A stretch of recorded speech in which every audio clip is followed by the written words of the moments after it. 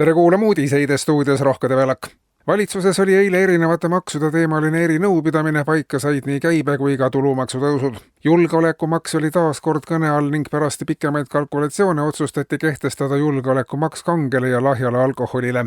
Esialgu on julgeolekumaks 5% ja selle kohaldamine alkoholile on asjakohane, sest kõik teavad, et võtad 100 grammi on kohe julgem tunne. Inimesed, kes on julgust võtnud terve pudeli jagu, ei karda tavaliselt enam üldse midagi. Keerulises maailmas on viin sageli ainus inimese julgeolekugarantii, mille peale kindel olla ja julgeolekumaksu küsimine selle pealt on õigustatud, lisab valitsus Riigikogule saadetud kirjas. Veel maksudest. Valitsus on otsustanud kehtestada lastemaksu. Aegade jooksul on peetud plaani lastetuusmaksu osas, kuid lastemaksu poolt räägivad mitmed argumendid. Lapsed tähendavad riigil alati kulu, tuleb maksta mitmeid toetusi, seda pika aja vältel, samuti kulutused lasteaedadele, koolidele, haridusele, huviharidusele. Lisaks hajub lapsevanemate tähelepanu karjääri tegemiselt lastele. Lastemaks on progresseeruv maks, mis tähendab, et iga lapsega kasvab ka maksuprotsent. Täpsemad arvutused veel käivad, lastemaksust hakatakse toetama lastega peresid.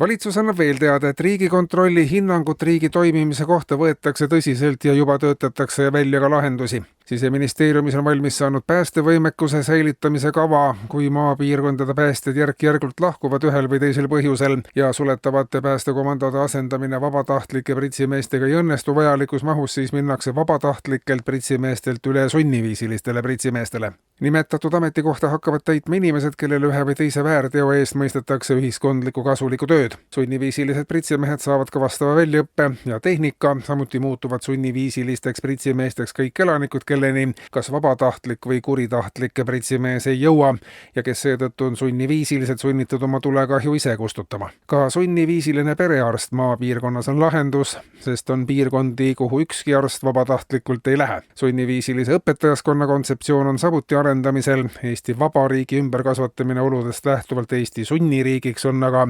analüütikute hinnangul juba alanud.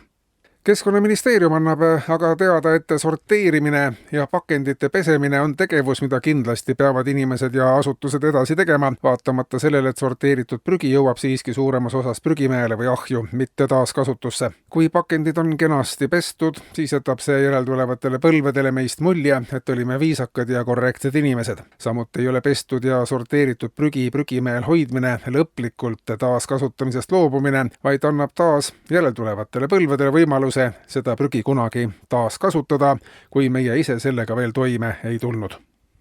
Ja lõpetuseks rubriik Tervis ja dieet. Teadlaste värske uurimuse kohaselt on kõikides erinevates dieetides võimalik leida midagi positiivset. Pärast sajandeid kestnud otsinguid leitud paelussi dieet on esimene, mis mõjub 100%. Kuid kindlasti koos kokaraamatu 100 toitu paelussist, mille kindlameelsemad dieedipidajad on seni jõudnud maksimaalselt 8. retseptini pärast, mida on lõpetanud igasuguse söömise üldse. Kuulsite uudiseid.